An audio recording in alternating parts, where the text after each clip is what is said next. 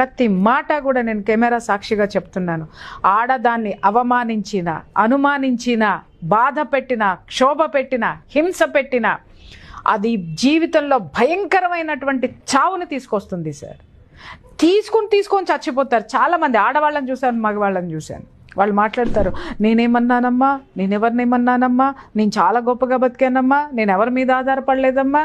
నీ నోరు, నీ చేతలు ఏం చేసినాయి ఒకసారి వెనక్కి తిరిగి చూసుకో. కాబట్టి ఆ ఆడదాని బాధ మామూలుగా ఉండదు సార్. పడేటటువంటి ఆడదాని బాధ మామూలుగా ఉండదు. ఇంకొకటి ఏంటంటే, ఈ ముండా కొడుకులు ఒక్కటే, ఈ పెద్ద మనుషులు ఒక్కటే మాట్లాడతారని అనుకుంటారో, 10 మందిని పోగేసి మరీ మాట్లాడిస్తారు. చివరికి ఏమవుతుందో తెలుసా, వీళ్ళ నిస్సహాయత, వీళ్ళ నోరు మూసుకొని కూర్చున్నారు అని అంటే మాత్రము అది 10 మాట పాడి అయి జైల్లో 10 మందితో మాట్లాడించి దాని వాస్తవం అనేటటువంటి దీన్ని తీసుకొని వచ్చి అక్కడ పెడతారనమాట.